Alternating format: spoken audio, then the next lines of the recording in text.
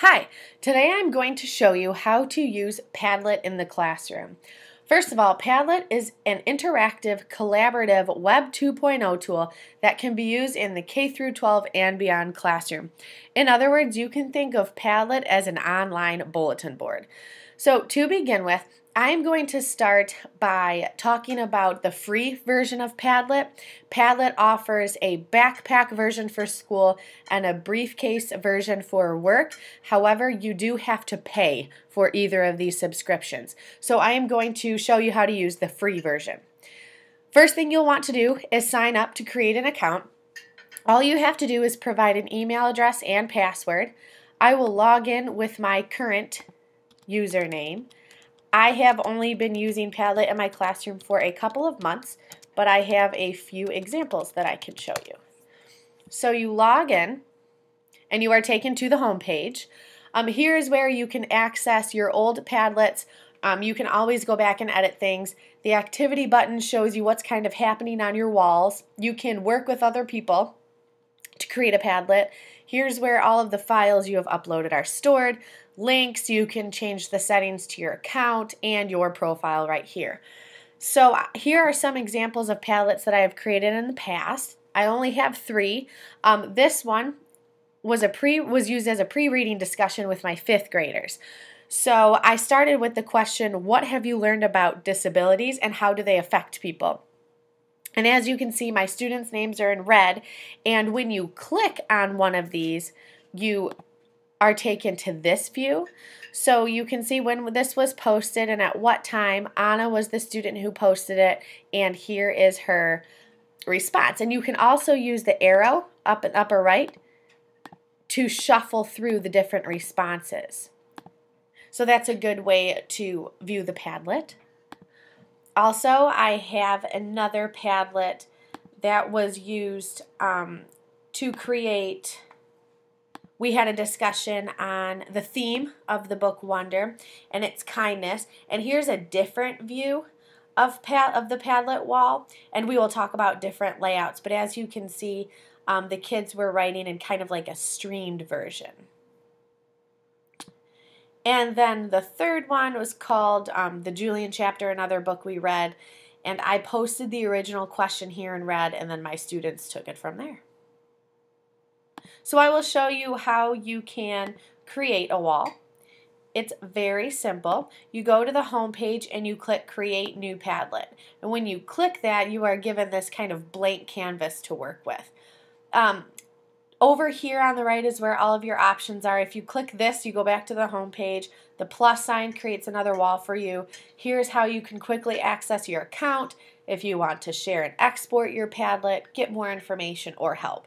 So the main thing is this gear at the bottom. This is how you modify your wall. So the first thing you'll want to do is come up with a title.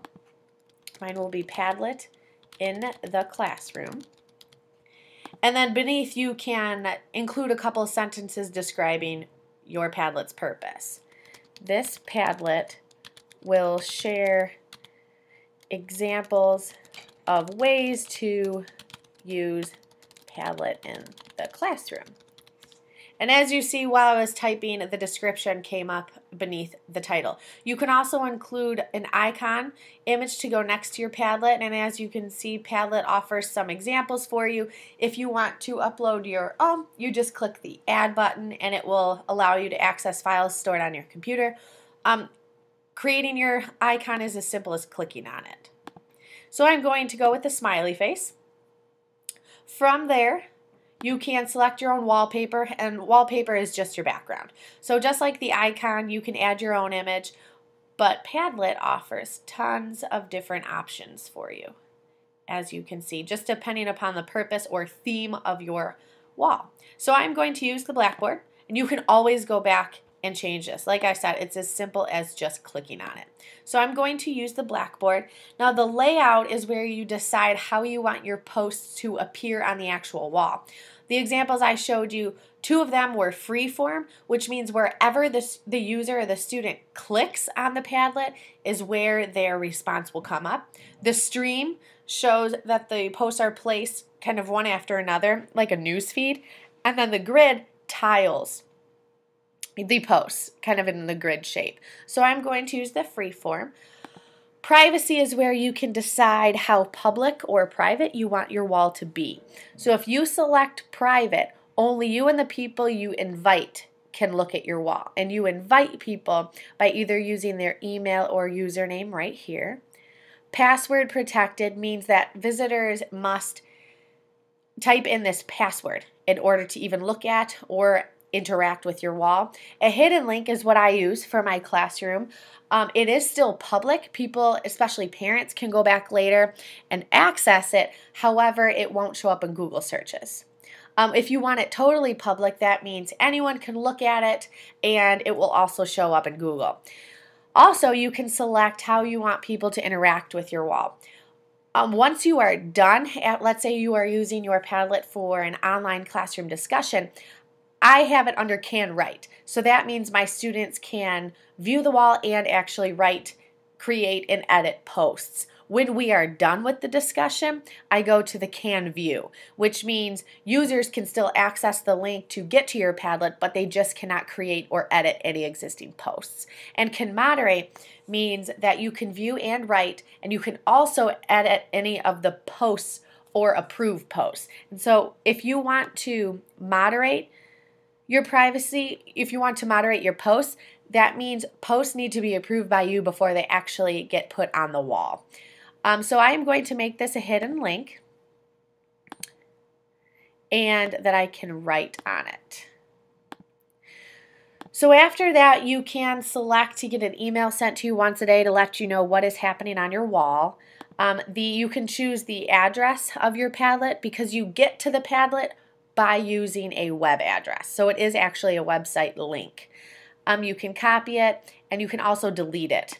So if you want to delete your wall at any time, you can totally do that, or you can clear all the posts, but it will keep the formatting of your wall. So to get out of that, you just click anywhere outside of the right side toolbar. And now I'm going to list some ways that you can use Padlet in the classroom. If you double click, you get this box. With the title, that's where I have my students put their name, and then underneath it is where they write. So to begin with, a good way to use Padlet in your classroom is as a discussion board.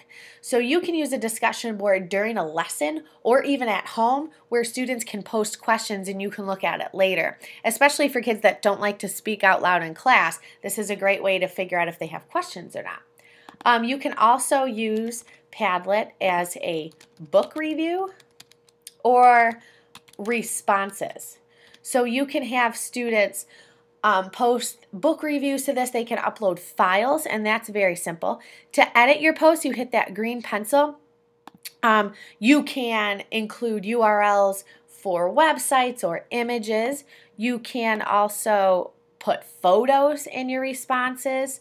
And right here is where you can add audio, actually, or you can take, if you have a camera, you can add that to your post. If you want to delete it, you hit the trash can. So it's important to know that only you can go back and edit your own post. When I use this in my classroom, all my 5th graders go into the computer lab, I share the link with them to the Padlet, and they double click anywhere and they can respond to what's going on. They can respond to each other, but they cannot edit other people's posts. You can only edit something that you created on the wall. You can also use Padlet as a way to get the kids to reflect on what happened. I like going back to our discussions to see what was going on. The Padlets you saw in my classroom took maybe about 15 minutes. You can hold debates. You can include online discussions, which is a cool way to use Padlet. Your students can have an entire interactive collaborative discussion with each other without saying a word out loud. You can use Padlet to showcase student work. Like I said, students can upload files to this. So if you just finish a writing project, you can have the title of your Padlet be student work with their literary essays, and then each student can double click anywhere on the Padlet, type a short description of their essay, and actually upload the file. And you can also use Padlet as a way to identify themes in books or main ideas of lessons or units. And so this is the free form. As you can see, posts are just kind of being put wherever people click on it. But if you go back to the different layouts, Stream just organizes everything one after another, or the grid tiles it.